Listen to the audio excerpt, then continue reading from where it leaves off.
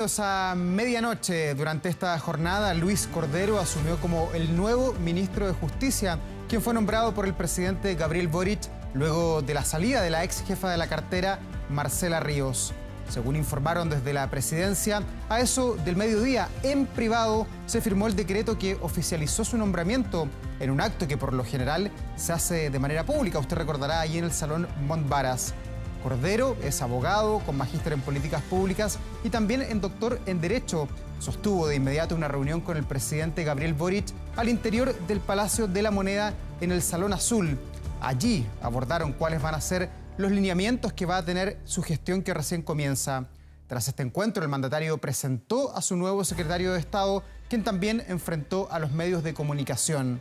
Consultado por los controvertidos casos de indultos, el nuevo ministro evitó entrar en detalles, asegurando que primero quiere leer los papeles, quiere revisar todos los antecedentes y luego entregará una opinión. Aquí comienza Medianoche.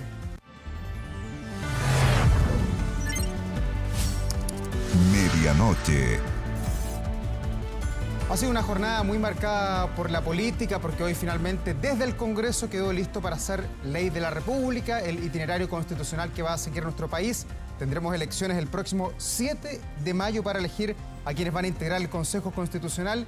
De eso y más, dialogamos de inmediato con el diputado del Partido por la Democracia, expresidente de la Cámara, además, Raúl Soto. Bienvenido, diputado. Muchas gracias, Davor. Muy buenas noches y saludos, por cierto, a todos los televidentes. Bueno, tenemos ya acuerdo constitucional, itinerario de elecciones también. ¿Esperaba usted mayor acuerdo en el Congreso? Porque finalmente no fue 100%, hubo varios que se restaron de este acuerdo. No, la verdad es que estamos más que conformes. Muchos esperaban, sobre todo en la Cámara de Diputados, mayores dificultades. Se requerían 89 votos, 4/7, y logramos 109 votos, es decir, incluso superior a los 2/3, que es el quórum más alto que hemos tenido, ¿verdad? Y desde esa perspectiva estamos absolutamente conformes. Creo que fue una mayoría muy robusta, y que habla de que finalmente este acuerdo constitucional 2.0, el acuerdo por Chile, fue respetado, fue respaldado por los partidos políticos que suscribieron, ¿verdad?, que firmaron y que por lo tanto comprometieron sus votos a través de sus bancadas. ¿Pensó que la derecha no iba a cumplir en algún minuto? No. Obviamente que acá hubieron cosas que a todas las partes le hubiese gustado que estuvieran incorporadas, pero como en cualquier acuerdo, todas las partes tienen que ceder para buscar un consenso, un equilibrio, y eso es bueno. Yo creo que hoy día, de cierta manera, se ha reivindicado la buena forma de hacer política, la política del diálogo, de los acuerdos.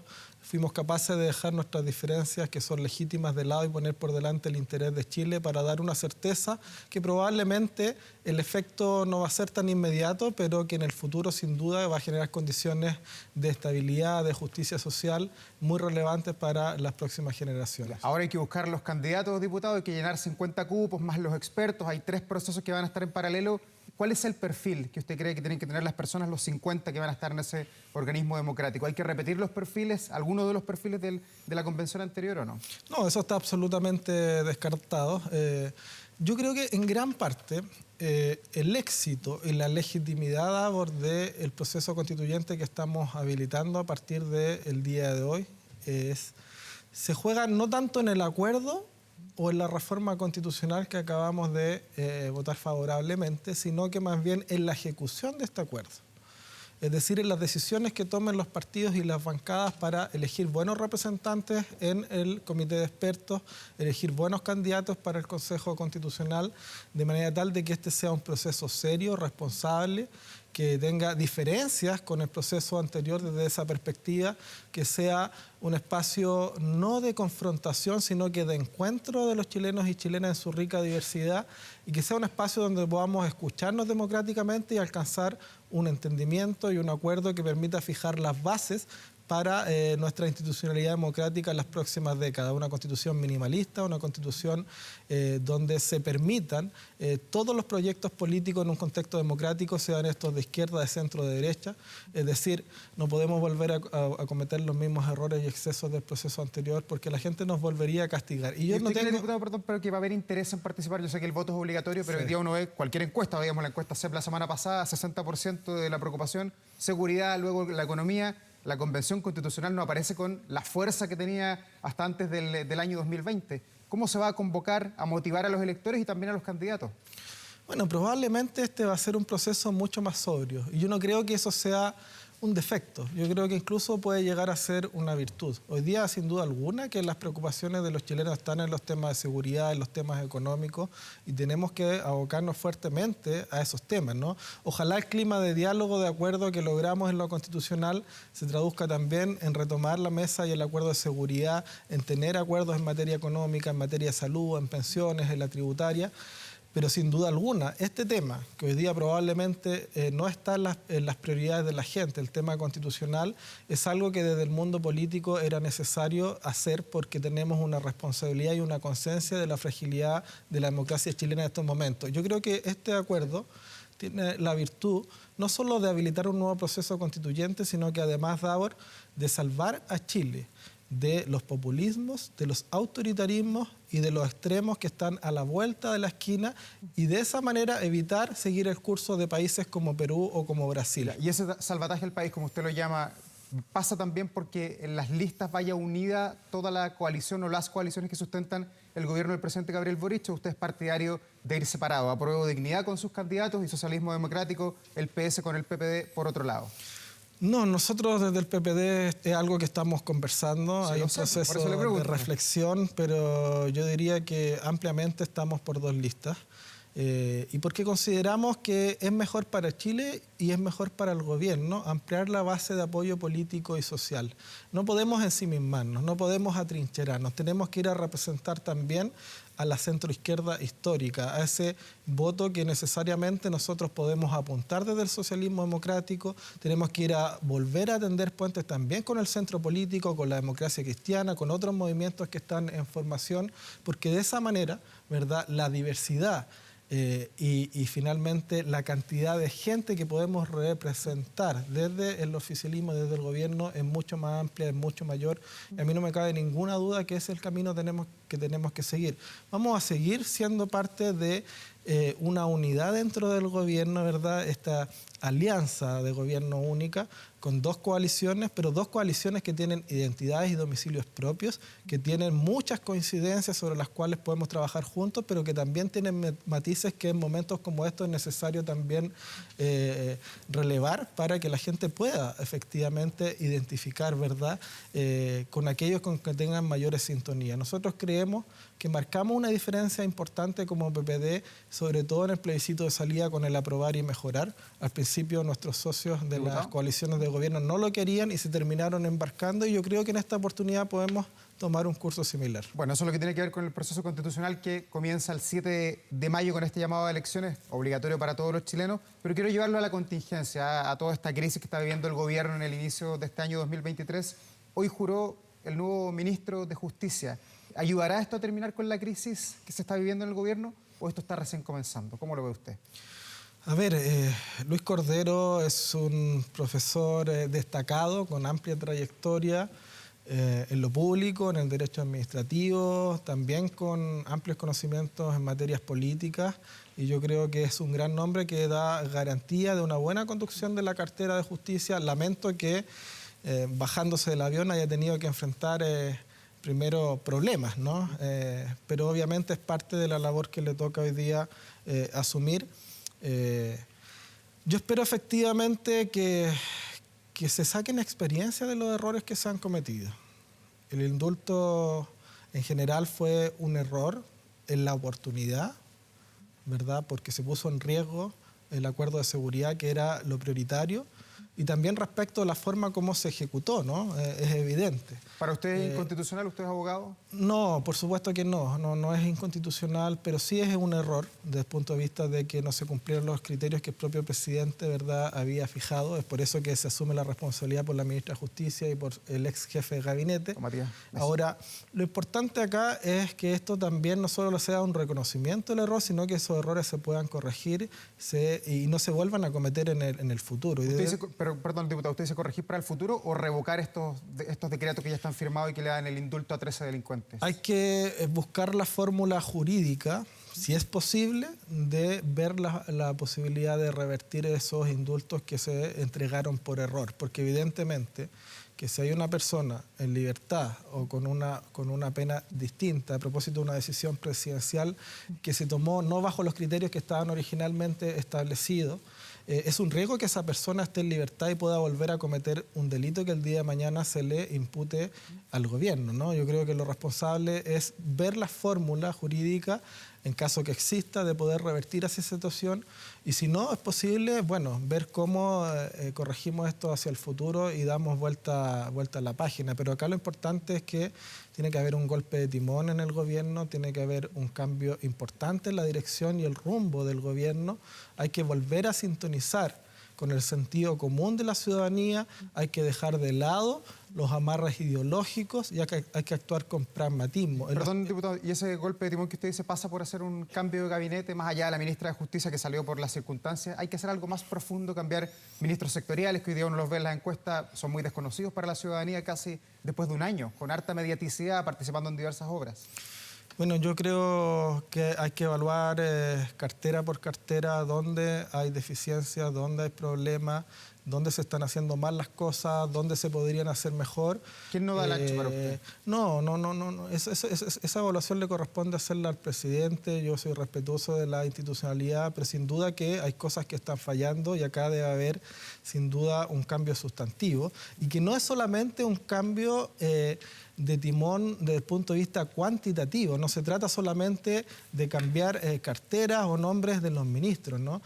Ni siquiera se trata de la presencia o no del socialismo democrático, ¿verdad? O de quién tiene la hegemonía dentro de las dos coaliciones, sino que se trata más bien de cómo cambiamos la matriz política, ideológica, el motor del proceso de toma de decisiones del gobierno para que no nos sigamos equivocando, y ahí la voz de la experiencia sin duda va a tener mucho que decir. Diputado Raúl Soto, muchas gracias por esta entrevista. Que esté muy bien, buenas noches. Muchas gracias, buenas noches. Y nosotros vamos a la pausa comercial, ya volvemos con más noticias, no se vaya.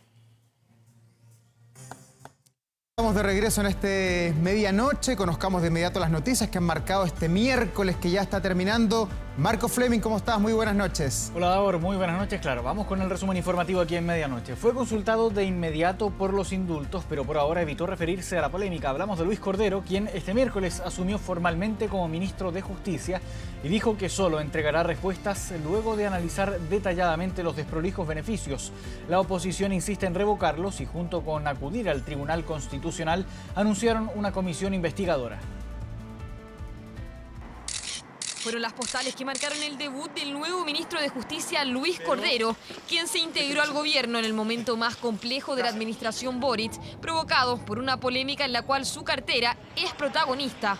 Papelitos primero. Mirame los papeles y luego yo le puedo responder esa pregunta. A 12 días de decretados los polémicos indultos y a 4 de que el propio presidente reconociera desprolijidades en el proceso, esta frase marcó su arribo al gobierno. Y es que las preguntas persisten y por ahora escasean las respuestas.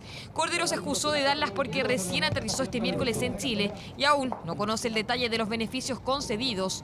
¿Pueden ser revocados como exige la oposición? ¿Están correctamente fundamentados? Fueron algunas de las consultas en su primer cara a cara con la prensa. Todos esos decretos están fundados. Otra cosa distinta es si uno comparte o no comparte los fundamentos. A la espera del análisis del nuevo secretario de Estado, la Contraloría también espera respuestas de su ministerio, luego que el ente, tras solicitud de la UDI, pidiera un informe detallado de los 13 indultos concedidos. Estoy seguro que la experiencia del ahora ministro Cordero nos ayudará a poner las prioridades de este ministerio en sintonía con los chilenos y chilenas.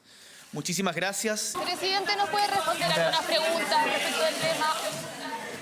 El presidente no ha respondido preguntas desde que anunció el cambio de ministro y reconoció las desprolijidades. El gobierno sí ha sido enfático en asegurar que este beneficio no puede ser revocado. Los indultos en Chile, si ustedes revisan desde su aplicación desde la década de los 90 hasta hoy, habitualmente han sido conflictivos. Entonces, lo que quiero decir en términos simples es que no es una situación simplemente contingente. La diferencia es que esta vez se reconocieron desprolijidades en el proceso, lo que ha generado acciones de la oposición.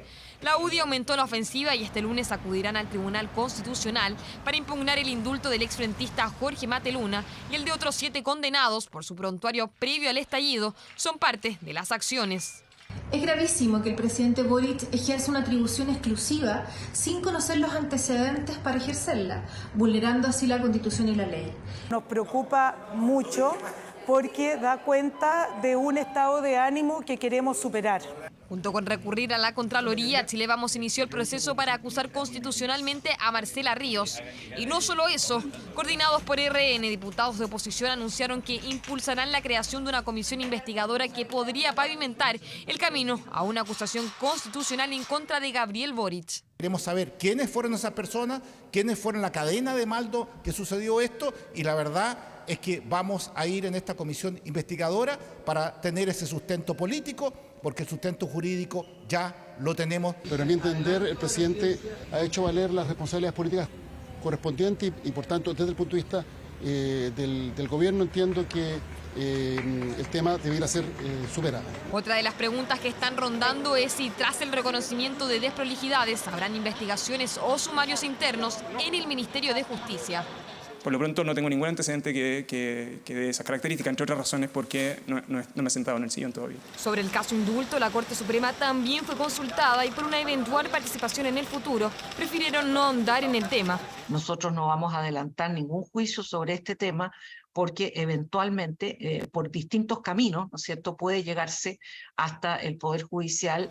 Primer día del abogado Luis Cordero en el Ministerio de Justicia. La tarea ahora es recomponer las relaciones y asumir un rol protagónico en los complicados momentos que vive el gobierno. Seguimos revisando las noticias de la jornada. Continuamos con política. Finalmente, la Comisión de Constitución de la Cámara de Diputadas y Diputados rechazó legislar los proyectos que buscaban permitir autopréstamos de ahorros desde las AFP. La iniciativa contó con apenas 2 respaldos, uno de ellos de la diputada oficialista Carol Cariola. A nivel técnico, la idea es vista con distancia. ¿Qué es lo que sigue ahora? Ponga atención. He tomado la decisión de votar en contra. Yo voto en contra, presidenta. Voy a formar parte de los que apoyen ni aquí ni en la sala esta iniciativa. Voto en contra, presidenta. Respiran aliviados en el gobierno. Es que finalmente la Comisión de Constitución de la Cámara de Diputados rechazó de forma mayoritaria los proyectos que buscaban permitir autopréstamos de ahorros desde las AFP. 2 a favor, 8 en contra, 2 abstenciones, se rechaza y se despacha a la sala. Recordemos que eran 3 las iniciativas en discusión. Una impulsada por el Partido de la Gente, que permitía el retiro hasta del 15% de los ahorros, y otras muy similares, impulsadas por la diputada Pamela Giles, que buscaban un giro por el 100% de los ahorros con devolución. Finalmente, la iniciativa tuvo apenas 2 respaldos, el de la diputada comunista Carol Cariola y el del diputado independiente René Alinco. Como no le creo al ministro de Hacienda, parece que le quedó grande el poncho porque no ha parado ni va a parar la inflación, con retiro o sin retiro. Apruebo la idea de legislar. Tampoco es honesto decir que toda la inflación en Chile se debe a los retiros, porque no es verdad. Es un factor importante, pero no es el único. En la sesión clave de este miércoles, expertos, sindicatos, técnicos y el gobierno dieron a conocer sus visiones sobre el autopréstamo. Desde La Moneda recalcaron el impacto que tendría una medida de este tipo en el control de la inflación, pese a que la reforma, impulsada por el Ejecutivo, contempla un mecanismo similar, pero mucho más acotado. La reforma previsional, entre otras cosas, plantea un autopréstamo en el marco de ¿qué? De un aporte adicional del empleador del 6%, en el marco de un aumento de la PGU si es que se ha aprobado la reforma tributaria.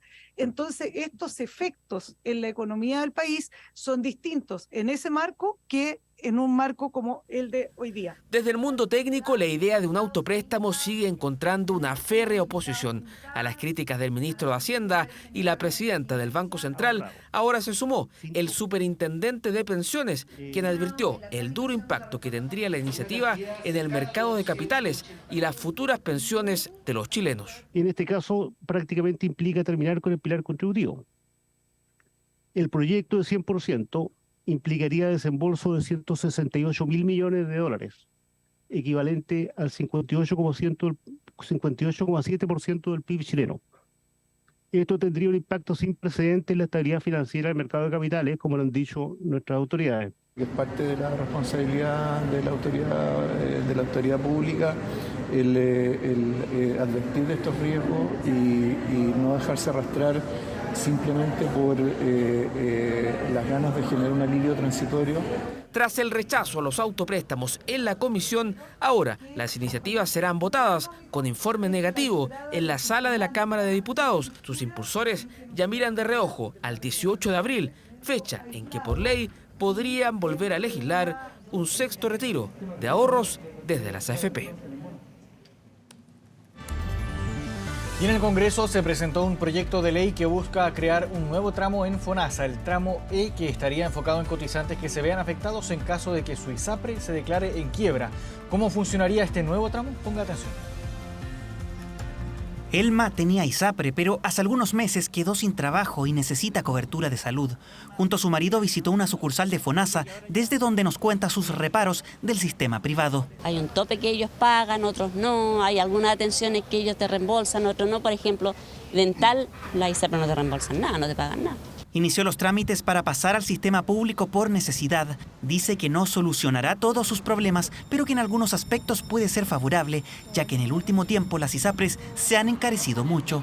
Yo creo que mucha gente se está trasladando a FONASA a lo mejor por atención. ¿Y por precio también? Y por precio, porque realmente son carísimas. Una opinión que es compartida por diversos usuarios que se han visto afectados por las alzas en sus planes de salud. A mí me acaban de subir mi plan. O sea, yo pagaba 105 y ayer pagué 130. O sea, es un buen porcentaje lo que me subieron. Entonces, argumentar que están en quiebra es un tema de mal manejo de ellos, de las plata. Por estos días, las ISAPRES viven un momento crítico. En una presentación en la Comisión de Salud del Senado, el presidente de la Asociación de Clínicas Privadas reveló que las aseguradoras privadas les deben cerca de 570.000 millones de pesos por prestaciones médicas. Esta deuda ha presentado un incremento del 80% entre el mes de marzo y el mes de noviembre del año 2022. A marzo la deuda era de 307.000 millones y al mes de noviembre esta deuda alcanza un total de 567.000 millones. La cantidad de dinero gastada en licencias médicas, en elementos jurídicos, hacen que hoy día el mercado asegurador, es decir, las ISAPRE, de todo lo que reciben, gastan mucho más de lo que ingresan.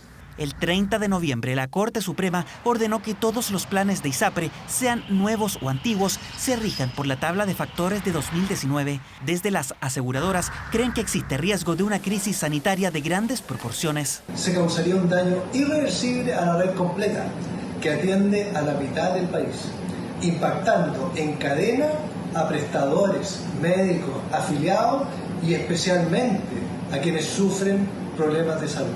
Mi hijo también estaba en ISAPRE, pero se cambió a FONASA porque salía demasiado caro. Ya no alcanza ya para estar en ISAPRE. Todas las personas dicen, oye, me cambio a ISAPRE, mi ISAPRE el día de mañana cierra, ¿qué hago? Vuelvo a FONASA, me voy a quedar tirado prácticamente. ¿Qué pasaría si el sistema de ISAPRES colapsa?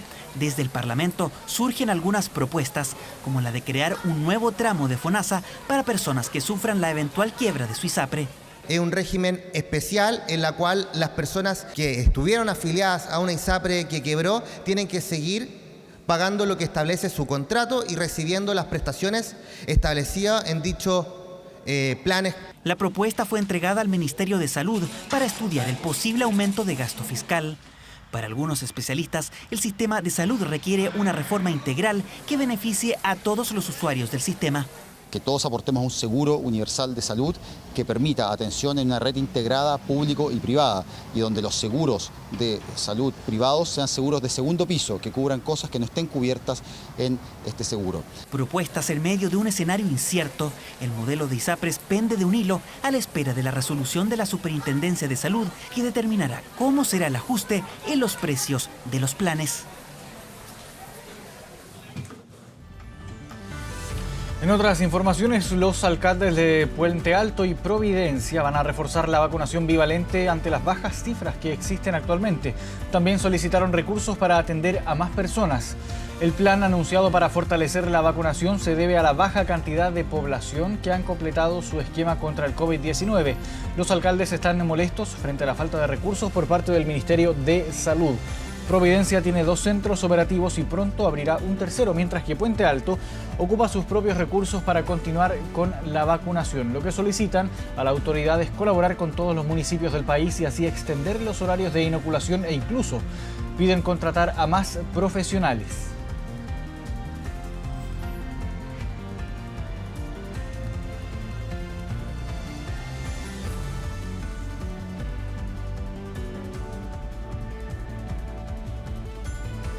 Nosotros en Puente Alto, de hecho, estamos haciendo un esfuerzo con recursos propios municipales. Tenemos habilitado, para quienes son de la comuna, el balneario municipal, el parque municipal Pueblito de las Vizcachas. Son 10 puntos de vacunación, pero hoy día estamos reunidos haciendo un llamado a la autoridad para que colabore con todas las comunas del país. En el caso de Providencia, obviamente que nosotros lo podemos financiar. Cuando nosotros estamos pidiendo más recursos, es para la gran mayoría de los municipios que no lo pueden financiar con fondos propios. Así que nosotros lo estamos haciendo, estamos ya con 2 centros de vacunación, vamos a abrir un tercero, vamos a tener este abierto el sábado en la mañana, etcétera. Nosotros, gracias a Dios, lo podemos hacer.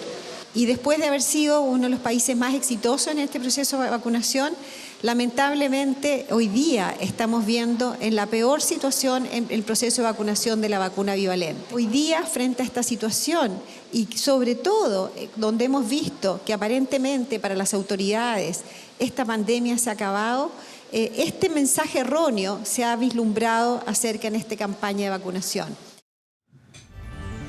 Y el Ministerio de Salud detectó niveles anormales de toxicidad en el lago Villarrica. La presencia de una microcistina generó alerta en el Ministerio de Salud luego de realizar 2 muestreos, el 4 y el 7 de enero recién pasados, fechas en las que se encontró cifras anormales de toxinas provenientes de algas de ese lago. Los análisis se realizaron en los sectores de La Poza y Playa Grande de Pucón, donde se revelaron niveles que llegaron a 10 microgramos por litro, lo que en caso de ser bebido, por ejemplo, estaría en el límite de lo permitido. Aunque la situación es considerada como anormal, desde el Ministerio de Medio Ambiente aseguraron que no hubo riesgo para los competidores que participaron, por ejemplo, en el pasado Ironman de Pucón durante el fin de semana pasado. Tampoco se han presentado denuncias al respecto. Solamente lo que escuchamos en la radio nomás, que veníamos camino acá y teníamos ganas de devolvernos porque había algas, así que, pero igual decidimos volver. ¿Y cómo ha visto el lago? Mira, recién vengo llegando, lo hemos visto bien, pero sí ayer en Villarrica habían pequeñas partículas de algas. Algo había escuchado y alarmante, deberían informar mucho más para saber si meterse o no, saber a qué atenernos. ¿Hay desconocimiento? Yo diría que sí. Igual da un poquito de temor porque uno no sabe de qué manera actuar, si meterse al agua o no. Entonces como un poco dificultoso saber y entender cómo lo que está pasando. Lo que le explicaba o lo que decía mi mamá era de que hay muy poca información.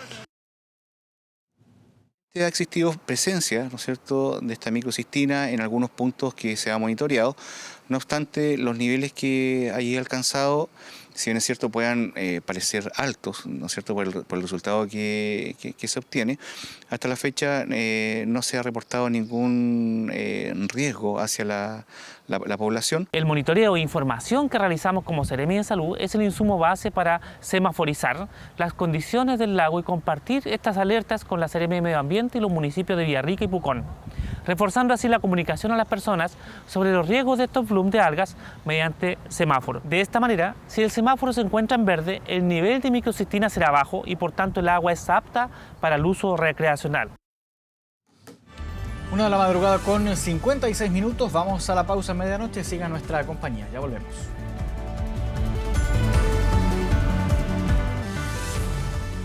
Volvemos a medianoche y nos vamos directo hasta la región de Ñuble. Carpintero, padre de 2 niños y amante de los caballos desde que se subió a uno cuando tenía 9 años. Así era el hombre que falleció luego de recibir una violenta patada de una yegua en el pecho durante una carrera a la chilena. Marcelo Cuadra San Martín debía cumplir 39 años este martes. El domingo, su misión era terminar de entrenar una yegua para devolverla a su dueño. Cerraba las carreras a la chilena en esta cancha del sector Nueva Aldea. El animal se resistía a salir del cajón. Fue ahí que ocurrió la tragedia. Antes le dije yo, Marcelo, súbete tú a la yegua, tú sabes, le salí las mañas. Y él dijo, no, deja, quédate tú arriba nomás, yo le voy a pegarle por la chale. Y él le pegó el huascazo y de repente la yegua le mandó como 2 patas para atrás. Y él, por empujar y mandar el huascazo a la yegua, le tiró las patas y se le achuntó justo al lado del corazón. Por 20 minutos esperaron la ambulancia. Luego partieron en esta camioneta rumbo al consultorio de Ñipas. Tocalo, si no voy el camino. No. Le pedí que aguantara. Y aquí mando el último suspiro. Es trasladado por particulares al centro de salud de Ñipa, donde se constata su muerte a raíz de un traumatismo torácico debido a la patada que le propina el caballero. Moría así el carpintero, esposo y padre de 2 hijos pequeños. Pero la pasión de Marcelo siempre fueron los caballos y las carreras a la chilena. Él de chico le gustó los caballos, pero dejó un tiempo. Era su vida, él de 9 años siguió corriendo y murió debajo de las patas de los caballos. Se dedicó a entrenar caballos y era muy bueno. Una actividad propia del campo chileno, en toda la zona centro-sur y austral del país. Incluso el Congreso planteó reconocer a las carreras a la chilena como un deporte nacional, aunque no esté federado. Lo sucedido, obviamente, fue un accidente, que se explicaría por el nerviosismo del animal. El nivel de amansa de los caballos es súper importante. Caballos que tienen poca amansa no deberían estar en competición porque sus conductas son bastante impredecibles. Por lo tanto, pueden generar este tipo de accidentes. La comunidad de Ranquil despide a Marcelo. Le sobrevive su familia, amigos y los cientos de caballos y yeguas que a lo largo de su vida ayudó a entrenar. Hay dolor en el adiós, pero su familia sabe que murió en lo suyo.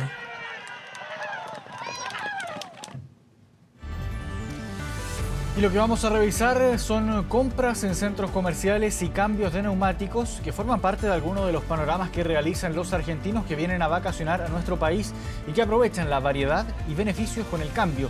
Todo esto en un año marcado por su retorno, donde se espera la llegada de 640.000 turistas del otro lado de la cordillera.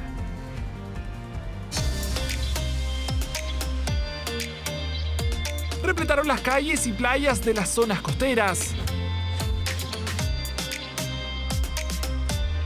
Y ahora también los centros comerciales. Tras 2 años alejados por la pandemia, los turistas argentinos vuelven a comprar a nuestros comercios. Esta vez, la ropa y electrodomésticos son lo más buscado. Ropa electrodoméstica también se consigue bastante buena calidad. Así que, y nos favorece, ya te digo, el cambio nos ayuda en algo. Conviene, pero sí, solo si es de marca o electrodoméstico. La ropa está barata, vinimos a comprar y por el tema de vacaciones. Consumo trasandino que llega a ayudar a este sector que por estos días no lo pasa bien. Ha vuelto a tomar relevancia el cliente argentino. Vienen realmente a comprar, más que a vivir una experiencia distinta, vienen, como digo, a adquirir esos bienes que les cuesta un poco más adquirirlo en su país. Entonces, es un turismo de compra directamente. Ayuda, claramente ellos tienen un ticket promedio mayor porque muchos vienen no solo a comprar cosas para ellos, sino también para todos sus amigos, familiares, entonces los vemos que salen bien cargados de cada una de las tiendas. Pero, ¿por qué si su panorama económico es complicado, les sale a cuenta venir a Chile? El peso chileno ha perdido valor frente al peso argentino en un 50%. En términos de poder adquisitivo de los argentinos, evidentemente que implica que los precios de Chile estarían a la mitad de lo que estaban al inicio del 2022. Eso sí, debido al proceso inflacionario de ese país, el peso argentino acá no está siendo recibido, lo que ha provocado largas filas en las casas de cambio de la región de Coquimbo.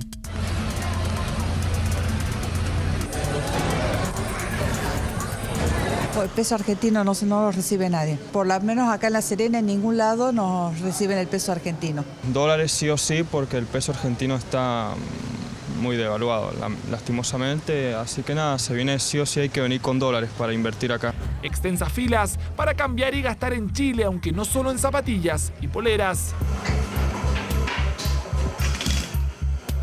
La compra de neumáticos es otro de los productos que más buscan los argentinos, y es que allá encontrar y pagar unos nuevos se vuelve casi imposible para varios, si hasta los humoristas de ese país incorporan esta situación en sus rutinas. No, sí, boludo, esos pinche goma la autoridad me hicieron mierda, 12 cuotas, o sea, estoy sufriendo mal, me quería comprar un electrodoméstico, no, me compré una rueda. No pinchen rueda, no le digo, boludo, o sea, está muy heavy. ¿No? Es por eso que en Chile aprovechan la oportunidad e incluso se lo llevan listos para evitar algún impuesto. Sí, uno aprovecha, ya que uno viene a veranear, de paso, bueno, aprovecha para, en este caso, bueno, cambiar cubiertas. No pagamos ese impuesto y obviamente están al 50% los neumáticos directamente. Estábamos buscando BF Goodrich, que en Argentina se consigue por más del doble que acá. Esto ha permitido a los vendedores de neumáticos de la región de Coquimbo sacar cuentas alegres. Aproximadamente más o menos como entre 30 a 40 autos todos los días de argentinos, y según las conversaciones que hemos tenido, ellos nos dicen que están muy contentos para poder venir porque les sale muy económico y es una de las formas que tienen para poder venir a hacer turismo a la región. Esto principalmente porque en nuestro vecino país hay una tremenda escasez de neumáticos, entre otros productos importados, y eso ha hecho que en Argentina los precios hayan subido hasta un 150% de lo que eran antes. Variedad de opciones que esperan tener los cerca de 640.000 argentinos que se proyecta visiten Chile durante esta temporada alta, llegada masiva que tiene expectante al sector turístico. Estamos viendo en esta temporada un retorno del turismo argentino al país, no a los niveles de la prepandemia, pero sí estimamos que vamos a tener por lo menos el 50% de lo que teníamos antes en términos de turismo argentino. Es el retorno de los argentinos a Chile que tanto el comercio como el turismo esperan se mantenga, ya que su presencia está dentro de las más importantes de los extranjeros que llegan a nuestro país, representando cerca del 40%. El pasaporte chileno logró figurar en los 50 más poderosos del mundo. Este se catalogó como el tercero en el continente, siendo superado solo por Estados Unidos y Canadá. Según el ranking elaborado por el portal Passport Index, el documento chileno se ubica en el puesto número 43 del mundo, siendo considerado como el más poderoso de Latinoamérica.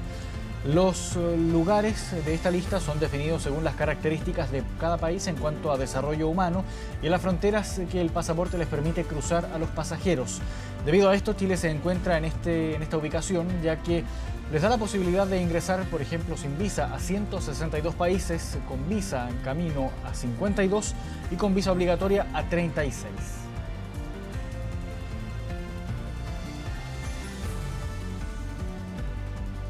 Y con la energía al máximo se vive el verano en Maitencillo. El popular balneario de la comuna de Puchuncaví ofrece una amplia gama de actividades para todas las edades. El surf y el parapente son sobrevuelos. A lo largo de sus numerosas playas son los panoramas preferidos.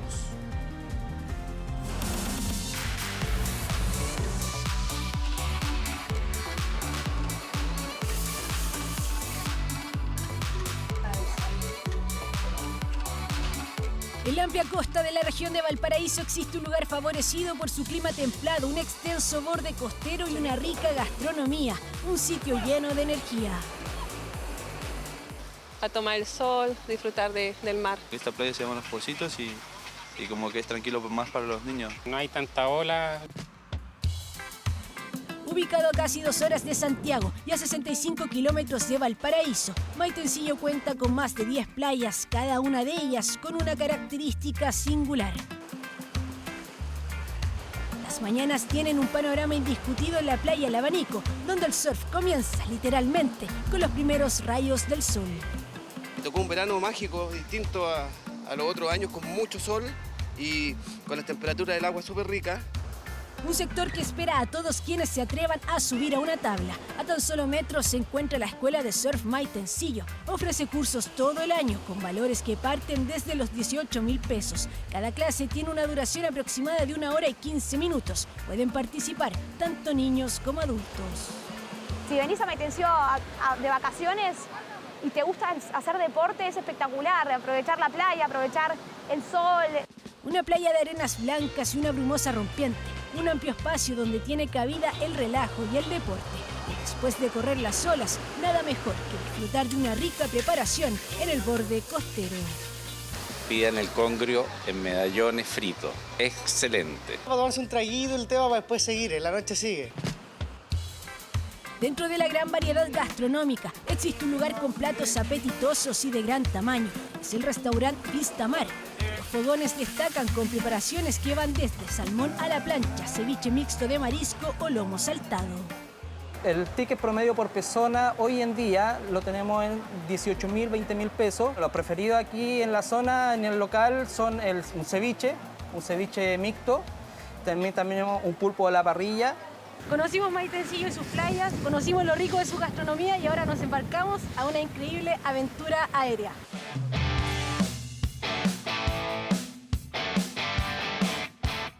El cierre del día debe ser con broche de oro. Alma de Aventura nos invita a dar un salto hacia una experiencia fuera de serie y que permite conocer los maravillosos acantilados del sector sur. Estamos haciendo en realidad es buscar altura. Estamos buscando como las corrientes de viento que van hacia arriba. Cuando el viento está muy fuerte, probablemente no sea lo mejor. Una bellísima vista, actividad apta para todo tipo de público a 100 metros de altura. Aventura aérea que en 15 minutos permite recorrer por completo la playa Aguas Blancas, todo guiado por expertos.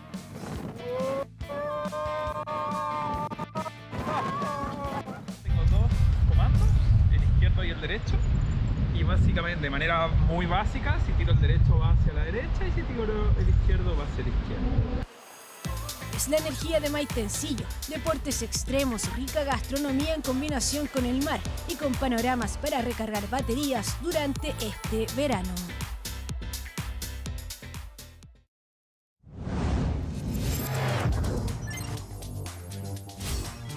Internacional. Revisamos noticias del mundo en medianoche. Las manifestaciones en Perú llegaron hasta Cusco, donde también exigen la renuncia de Dina Boluarte y el cierre del Congreso. Jornadas violentas de manifestaciones que complican más que nunca a la mandataria, quien será investigada por el presunto delito de genocidio.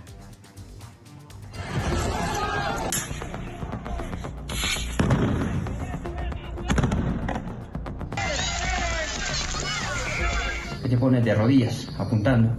Y en ese entonces de repente suena la bala y siento solamente un toqueo en mi pie, y con lo cual me hace dar unos calambres.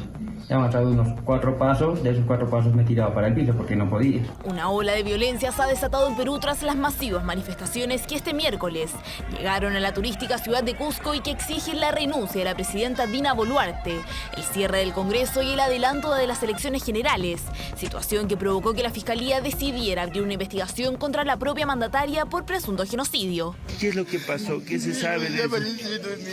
Yo soy su papá, Elmer. ¿Cuántos años tiene? 16 años. 16 años.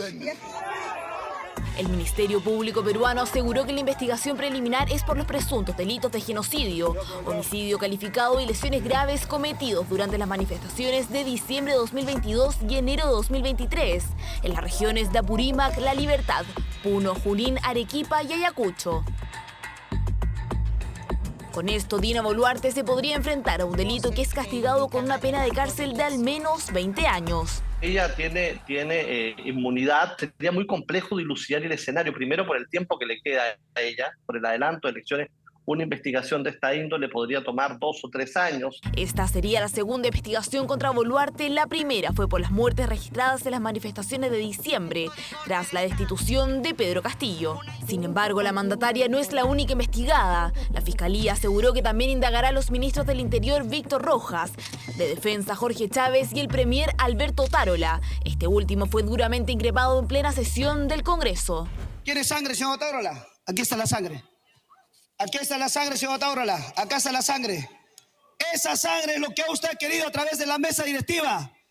Esa sangre, señor, está regada en la región de Puno, en Ayacucho, Apurímac, Andahuayla, señor Otárola. Porque la noticia y la investigación se dio a conocer un día después que fallecieran 17 civiles y un policía en una violenta jornada de protestas en el sur del país. Hecho que ha provocado que los grupos de derechos humanos acusen a las fuerzas de seguridad de usar armas de fuego contra los manifestantes y de lanzar bombas de humo desde helicópteros. Estaremos verificando la situación de derechos humanos. La idea es tener la escucha más amplia posible. Un complejo panorama que complica a la presidenta Dina Boluarte, mientras su antecesor, el expresidente Pedro Castillo, tiene actualmente 7 investigaciones abiertas en su contra.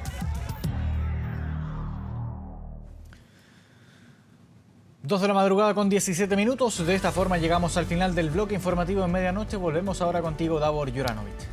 Gracias, Marco, por todas estas informaciones que han marcado la jornada, pero las noticias no se han terminado. Veamos qué publica a esta hora nuestro portal 24horas.cl para esta jornada de día jueves que ya está comenzando. donde hay que poner atención no solamente a la contingencia, a la política, porque se publican ya problemas meteorológicos que podría enfrentar el país en las próximas horas. Anuncian probables tormentas eléctricas en 3 regiones del país. La condición meteorológica por posible tormenta eléctrica se desarrollaría este viernes 13 de enero. Hay que estar muy atento ahí a lo que digan los meteorólogos para ver cuáles son las eventuales consecuencias. Hemos tenido problemas durante el fin de semana que pasó, recordará usted, en los Andes, también en el sector del Cajón del Maipo. Veremos cómo se afronta este fin de semana. Lo que está claro es que acá en Santiago el calor por lo menos va a continuar.